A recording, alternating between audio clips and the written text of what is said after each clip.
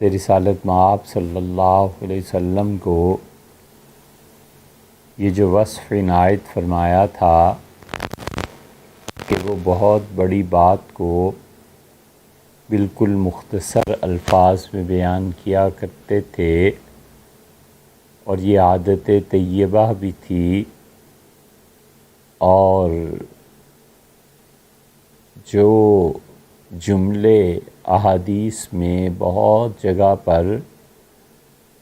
سمجھنے اور سمجھانے کو لمبی تقریریں چاہتے ہیں، حضرت رسالت پناہ صلی اللہ علیہ وسلم انہیں بہت مختصر جملوں میں سمو دیا کرتے تھے۔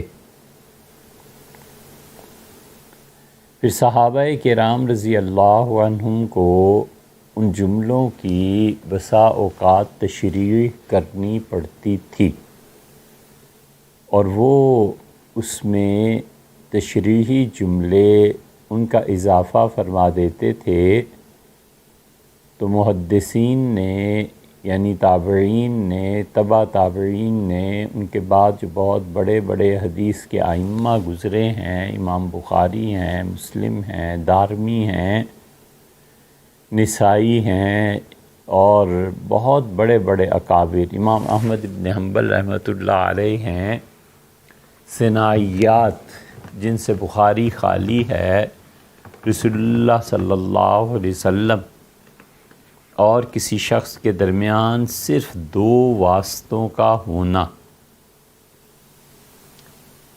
یعنی ایک صحابی رضی اللہ عنہ اور ایک تابعی، اور کبھی وہ شخص براہ راست صحابہ کرام رضی اللہ عنہم سے سنے، اس قسم کی روایات بہت زیادہ قابل اعتماد اور بہت زیادہ محبت کی سمجھی جاتی ہیں، اور انہیں ثنائیات کہا جاتا ہے، یعنی جس میں 2 واسطے ہوں راوی کے درمیان اور حضرت رسالت پناہ صلی اللہ علیہ وسلم کے درمیان۔ قابل اعتماد اس لیے کہ وہ آدمی کہتا ہے کہ میں نے حضرت انس رضی اللہ عنہ سے سنا ہے، اور انہوں نے رسول اللہ صلی اللہ علیہ وسلم سے یہ روایت نقل کی ہے۔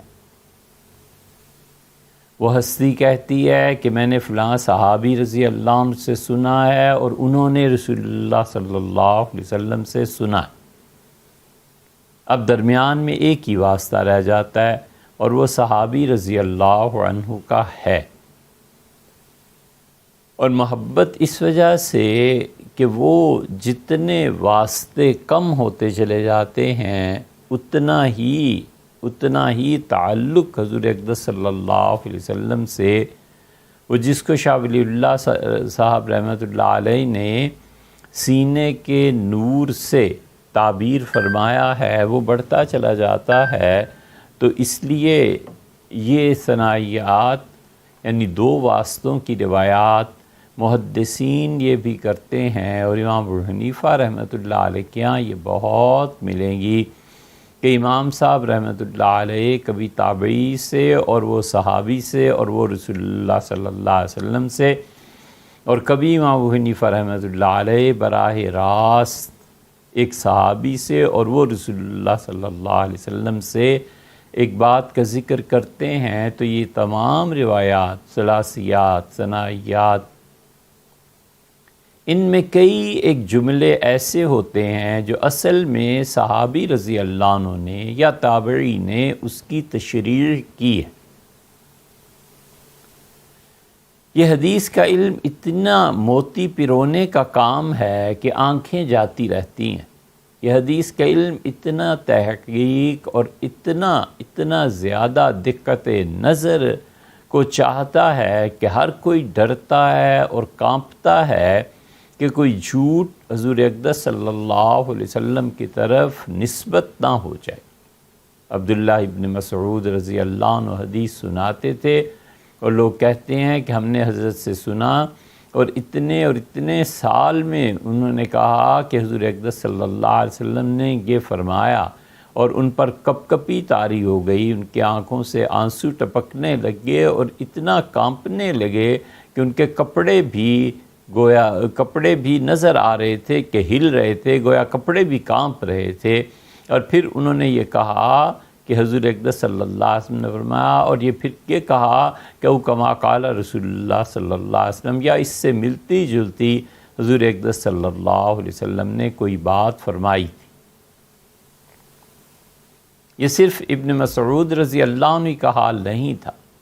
بڑے بڑے اکابر صحابہ کرام رضی اللہ عنہم رسول اللہ صلی اللہ علیہ وسلم کی طرف نسبت کرتے ہوئے بہت ڈرتے تھے۔ امام مالک رحمۃ اللہ علیہ کا حال یہ تھا کہ غیر لونا، امام مالک رحمۃ اللہ علیہ نے حدیث بتانی شروع کی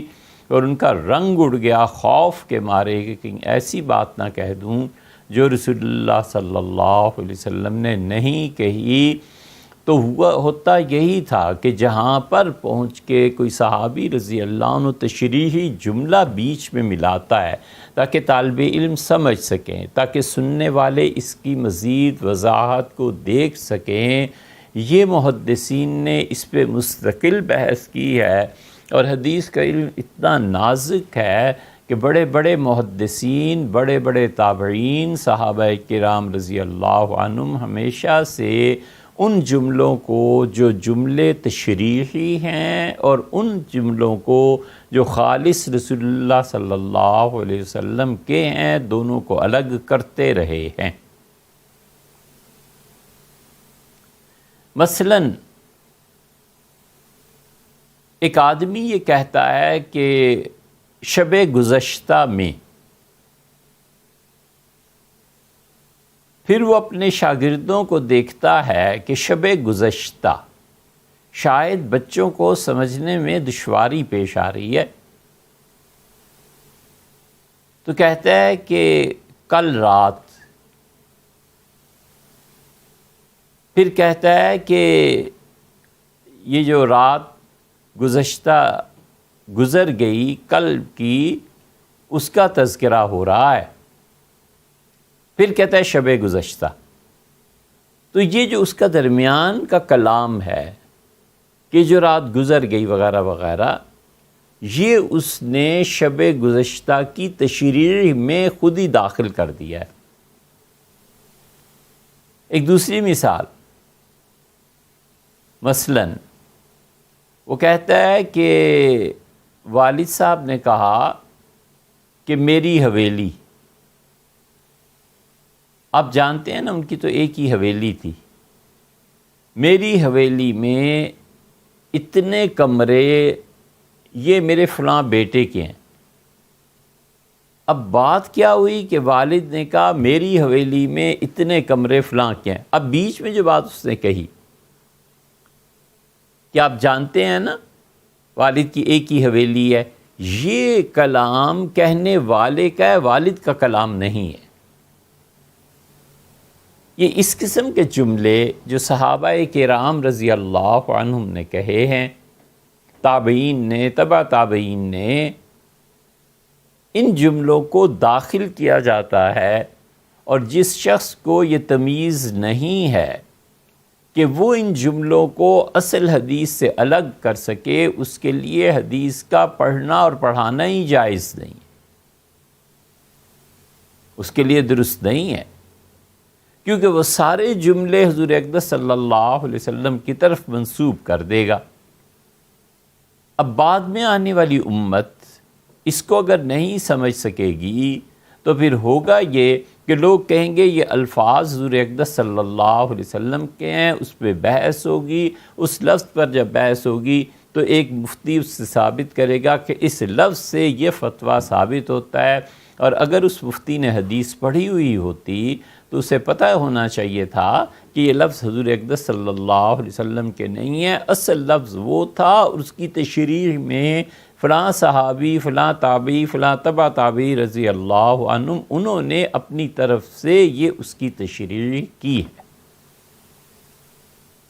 اسی حدیث کا علم کوئی آسان نہیں ہے کہ ہر کہو میں اٹھے اور حدیث کی روایت کرنا شروع کر دے، اور ہر آدمی حدیثیں بیان کرنا شروع کر دے۔ اسے پتہ ہونا چاہیے کہ اس میں سے کون سا کلام حضرت رسالت پناہ صلی اللہ علیہ وسلم کا ہے، اور کون سا کلام ایسا ہے جو راوی نے تشریح کے طور پر بیان کر دیا۔ بہت نازک علم ہے، اور تمام محدثین نے اپنی کتابوں میں ایسی احادیث بہت کثرت سے نقل کی ہیں، اور کوئی تعجب مطلب کوئی بھی ایسی بات نہیں تھی۔ وہ بچوں کو سمجھاتے تھے کہ بیٹے یہ لفظ اور پھر یہ لفظ، تو اس تشریحی اور توضیحی جملوں کی کئی مثالیں آپ کے سامنے آئیں گی، اور یہاں پہنچ کر ٹھوکر لگتی ہے، اور بہت شدید ٹھوکر لگتی ہے ان لوگوں کو جنہیں علم حدیث سے کوئی تعلق نہیں ہوتا۔ یہ ہم نے آپ سے جو عرض کیا ہے اب تک، یہ ہم نے بالکل عام عوامی سطح پہ اتر کے اور اس کی تشریح کر دی ہے تاکہ آپ اسے سمجھ سکیں، اور اس کے بعد اب ہم بات کرتے ہیں اس کے علمی اصطلاحات میں کہ علمی طور پر محدثین کیسے بیان کرتے ہیں۔ ہمارے اساتذہ کرام رحمہم اللہ نے جب اصول حدیث کی کتابیں پڑھائی تھیں تو انہوں نے کیا فرمایا تھا؟ ایک ہے حدیث اور ایک ہے اصول حدیث، ایک ہے تفسیر اور ایک ہے اصول تفسیر، ایک ہے فقہ اور ایک ہے اصول فقہ، ایک ہے صرف، ایک ہے اصول صرف، ایک ہے نحو، ایک ہے اصول نحو، ایک ہے فلسفہ، ایک ہے اصول فلسفہ۔ میڈیکل ہے، بچے جو کچھ بھی پڑھتے ہیں ان کے ٹیچرز انہیں بتاتے ہیں کہ بیٹے اس چیپٹر میں اصل یہ ہے، اصل بات یہ ہے۔ شاعری ہے، اس کے بھی کوئی اصول ہیں، ہر ایک علم کے کچھ اصول ہوتے ہیں، اور اس کے بعد اصول سے وہ جو اصول قائم ہوتے ہیں ان سے شاخیں پھوٹتی ہیں۔ ایک درخت کی مثال سمجھ لیجئے کہ جڑ اس کی اصل ہے اور اس سے شاخیں پھوٹتی ہیں۔ اب ایک آدمی ایک شاخ پہ بات کیے چلا جا رہا ہے اور جڑ کی طرف توجہ نہیں دیتا، تو اس آدمی کا کوئی حق نہیں ہے کہ نباتات میں اس میں وہ کوئی بات کرے۔ زوالوجی میں، باٹنی میں، میڈیکل میں، ہر جگہ یہی اصول ہے۔ یہی اصول خدا کی کتاب میں بھی، اور یہی اصول اس کے محترم پیغمبر حضرت مجتبیٰ حضور اقدس صلی اللہ علیہ وسلم کے اصول میں بھی یہی ہے کہ جو وہ بات کرتے ہیں وہ اصول کی ہے۔ اس میں تشریحی جملے جو صحابہ، تابعین، تبع تابعین رضی اللہ عنہم اپنے بچوں کو پڑھاتے ہوئے آگے جو سن رہا ہے اس نے وہ بھی نقل کر دیا ہے، تاکہ پتہ چلے کہ بڑے حضرات حضور اقدس صلی اللہ علیہ وسلم کے اس لفظ کو کس طرح سے تعبیر کرتے تھے، یا اس لفظ کی تشریح کیسے کرتے تھے۔ امید ہے انشاءاللہ یہ بات آپ کے ذہن میں آ گئی ہوگی، آپ نے اس پہ قابو پا لیا ہوگا۔ اردو میں ایک استعمال ہوتا ہے کہ یہ درج کر دیں، مندرجہ ذیل، مندرجہ ذیل، ذیل کے مطلب نیچے، اور مندرجہ کا مطلب جو درج کیے گئے۔ درج کرنا لکھنا، درج کرنا اصل میں داخل کرنا۔ یہ کس درجے میں ہے؟ چھٹے درجے میں۔ اس کا مطلب ہے کہ 5 کلاسز اس سے کلیئر کرنی ہے اور اس سے چھٹے کی طرف منتقل ہو گیا۔ چھٹا درجہ ایک کلاس ہے، ایک کلاس روم ہے، اور اساتذہ نے اسے 5ویں درجے سے اٹھا کے کہا کہ اب آئندہ آپ کی کلاس اوپر ہوا کرے گی، اور وہاں پر آپ کا نام درج ہو گیا ہے۔ درج کہتے ہیں منتقل کرنے کو، درج کہتے ہیں کسی چیز کے داخل کرنے کو۔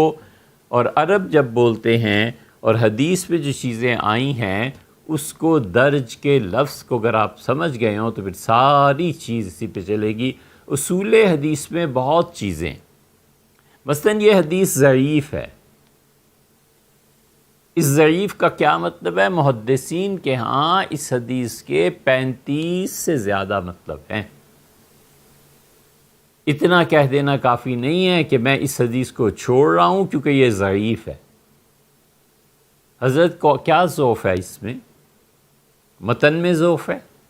سند میں ضعف ہے۔ یہ ضعف اس کا روایت کا صرف ایک ہی جگہ پایا جاتا ہے؟ کیا یہ روایت اپنی اصلی حیثیت کے اعتبار سے کس درجے کی ہے، مشہور ہے، مرفوع ہے، مقبول ہے، اس کا اور ذوق کا تعلق کیا آخر بنتا ہے؟ یہ محدثین جو ہیں یہ ان کی اصطلاحات ہیں۔ امام بخاری رحمۃ اللہ علیہ کا کہہ دینا کہ یہ حدیث صحیح ہے، کیسے صحیح ہے حضرت؟ کوئی جھجک تھوڑا ہی ہوتی تھی، لوگ علمی مباحث کرتے تھے۔ امام بخاری رحمۃ اللہ علیہ کی روایات پر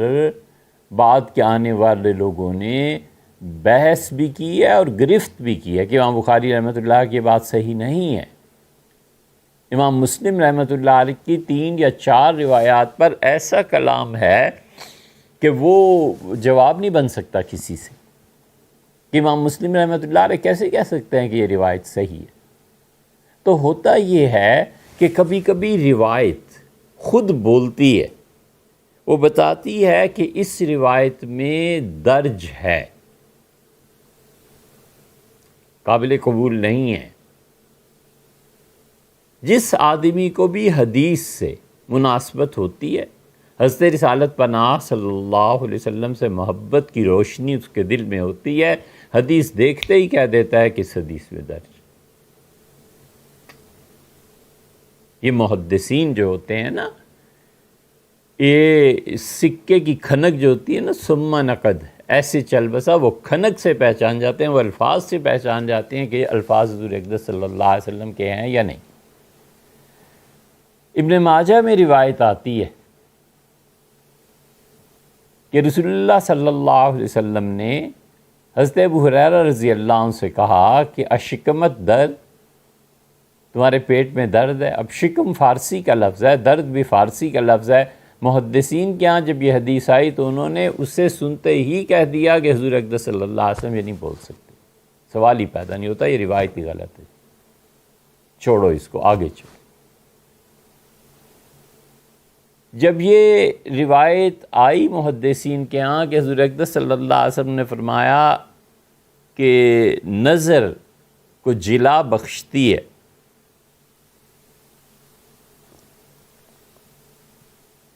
نظر تیز ہوتی ہے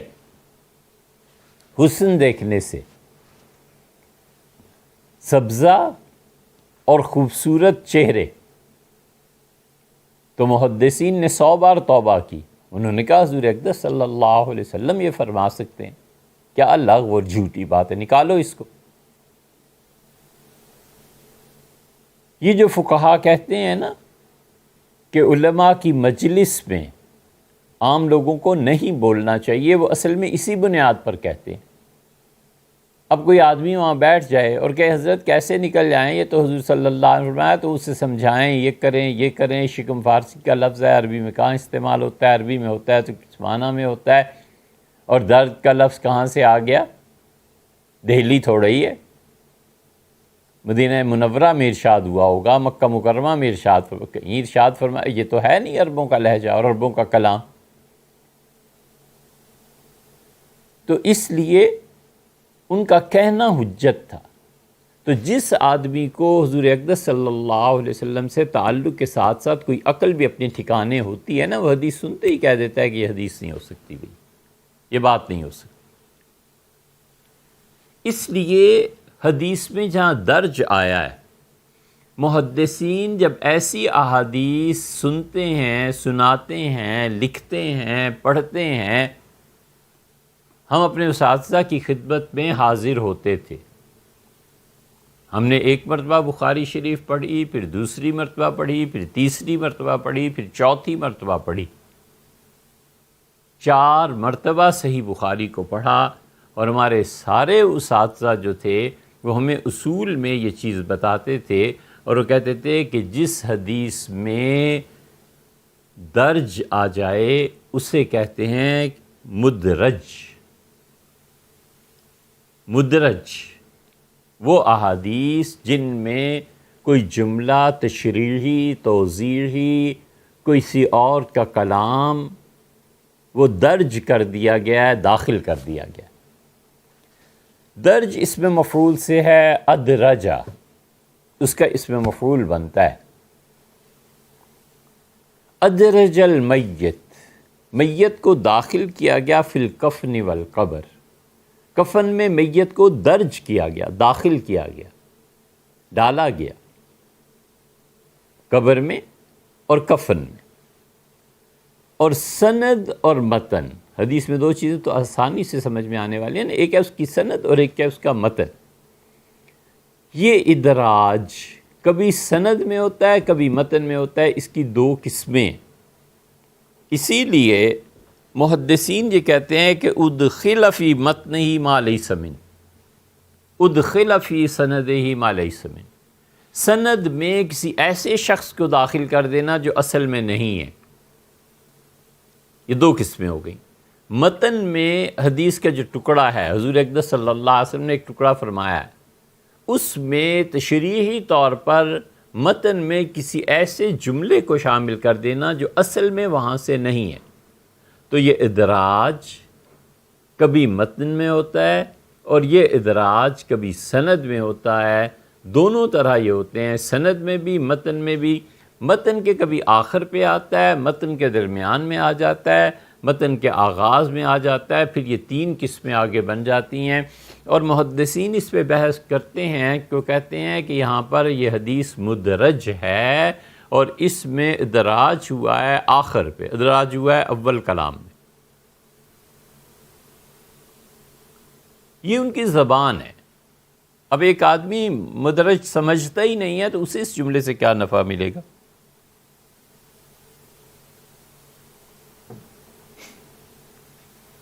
اس لیے یہ کل کے بچے احادیث پڑھنے پڑھانے بیٹھ گئے ہیں، اور کس سے پوچھنا کہ حضرت یہ مدرج ہوتا کیا ہے، اسے پتہ ہی نہیں۔ اسی وجہ سے گمراہی عام ہو رہی ہے کہ انہوں نے اصول ہی نہیں پڑھے، اور اسی وجہ سے دین اس پر اعتراضات کرنے کے زیادہ مواقع مل رہے ہیں، اور اسی وجہ سے حدیث پہ جو بحث کرنے والے ہیں بڑے اساتذہ، وہ ان چیزوں کا بہت خیال رکھتے ہیں، اور انہی کا قول معتبر ہوتا ہے جس میں حدیث میں تباہر اللہ نے عنایت فرمایا ہوتا ہے۔ باقی یہ ایرے غیرے جنہوں نے مشکل سے چند کتابیں دیکھی ہوتی ہیں، اور بعض اوقات تو وہ جو عرب ہوتے ہیں کہ زبان ان کی اپنی ہوتی ہے، جیسے محمد بن سلمان وغیرہ، انہیں پوچھتا کون ہے علم کی دنیا میں، ان کا مقام کیا ہے؟ خبر واحد اور خبر متواتر کی احادیث اور حجت، ان سے پوچھو کس اصول کے تحت تم اس چیز کو لائے ہو، سوائے اس کے کہ حضرت رسالت پناہ صلی اللہ علیہ وسلم سے جان چھٹ جائے کسی طرح،